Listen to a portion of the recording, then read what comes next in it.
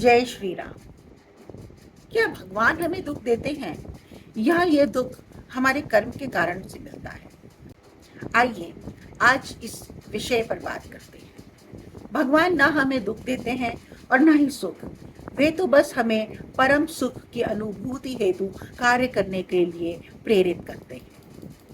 अगर हम प्रश्न करें कि क्या माता पिता बच्चों के लिए दुख की योजना बना सकते हैं, तो हमारा जवाब होगा नहीं। फिर हम क्यों कहते हैं कि भगवान ने हमें दुख किया है? वह परम पिता है, वो हमें दुख कैसे दे सकता है? इस नश्वर संसार में कोई भी ऐसा नहीं है जिसे कोई भी दुख ना हो, क्योंकि यह शरीर ही दुख का कारण है। यही हमारा बंधन है जो हमें सभी सांसारिक मायाओं में बांधे रखता है। शिव पुराण के अनुसार प्रकृति आदि 8 तत्वों के समूह से देह की उत्पत्ति हुई है। देह से कर्म उत्पन्न होता है और फिर कर्म से नूतन देह की उत्पन्न होती है। इसी प्रकार बार बार जन्म और कर्म होते रहते हैं। इस संबंध में राजा ययाति के जीवन की एक कथा है।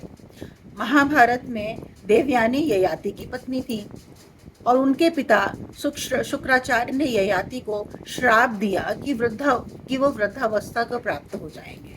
तब देवयानी ने भी शुक्राचार्य से अपने पति को इस श्राप से मुक्ति करने का अनुरोध किया। तब शुक्राचार्य ने कहा कि यदि उन्हीं का कोई पुत्र उनका बुढ़ापा ले ले और अपनी यौवन अवस्था उन्हें दे दे, तो 1000 वर्ष के बाद उसे अपनी यौवनावस्था पुनः प्राप्त हो जाएगी और इस 1000 वर्षों में ययाति यौवन अवस्था भोग सकते हैं। तब राजा ययाति के सबसे छोटे पुत्र पुरु ने अपनी यौवन उन्हें दे दिया। परंतु अभी 700 वर्ष ही बीते थे कि राजा ययाति को एहसास होने लगा कि इच्छाओं का तो कोई अंत ही नहीं है, ये तो बढ़ती ही जाती हैं। इस प्रकार ये ध्यान आने पर उन्होंने अपने पुत्र का यौवन उसे वापस दे दिया और वृद्धावस्था प्राप्त करके वानप्रस्थ की ओर चली गए। जीव को उसके प्रारब्ध कर्मानुसार सुख दुख प्राप्त होते हैं। वह अपने पुण्य कर्मों के फलस्वरूप सुख और पाप कर्मों के फलस्वरूप दुख का उपयोग करता है।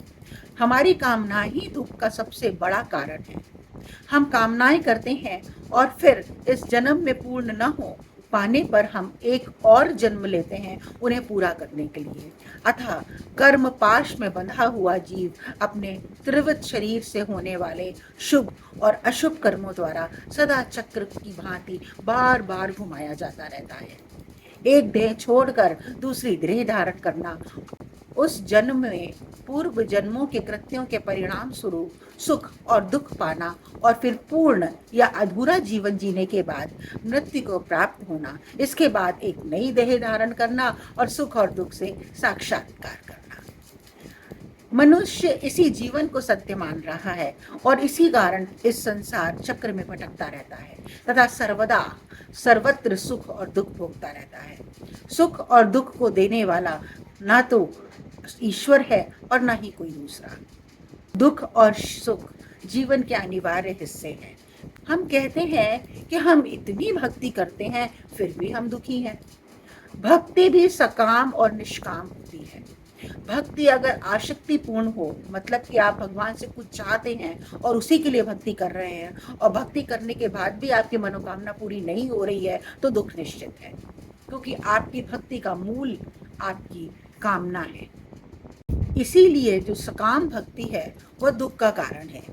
हमें कितने ही असुरों के बारे में शास्त्रों में मिलता है कि उन्होंने कठिन भक्ति करके वरदान प्राप्त किया और फिर उसी वरदान के कारण उपेक्षाएं अत्यधिक बढ़ने लगी और उसके कारण उन्हें मुक्ति मिली। उसके बाद उसने फिर एक नई देह धारण करी और फिर इसी भंवर में गोता खाने लगा। भस्मासुर तो शिव से वरदान पाकर स्वयं शिव को भस्म करने चला था। इसलिए यदि दुख का अंत चाहिए तो निष्काम भक्ति करें। ऐसा नहीं है कि इसके लिए आपको गृहस्थ जीवन छोड़कर जंगल में सन्यासी बन करके घूमना पड़ेगा। हम इसी जीवन में यहीं पर रह करके निष्काम भक्ति कर सकते हैं। अपने कर्म अच्छे करके बंधन मुक्त हो सकते हैं। कर्म सिर्फ वो नहीं होता जिसे हमने जीवन जीने के लिए या पैसा कमाने के लिए किया। कर्म हर वह आचरण है जो हम करते हैं अपनी सभी इंद्रियों के द्वारा। शिव पुराण में कहा गया है कि जीव जब बंधन से मुक्त हो जाता है तब उसे मुक्त जीव कहते हैं। इस चक्रवाण भ्रमण की निवृत्ति के लिए चक्रकर्ता का स्तवन एवं आराधना करना आवश्यक है। प्रकृति आदि जो 8 पाश बताए गए हैं उनका समुदाय ही महाचक्र है और जो प्रकृति से परे है वही परमात्मा है। अतः भगवान के अनुग्रह से ही प्रकृति आदि 8 तत्व वश में होते हैं और तब हम इस सुख दुख के भंवर से निकल सकते हैं। यह शरीर ही दुख का कारण है, इसे वश में करना दुख स्वतः ही दूर हो जाएगा। जय श्री राम।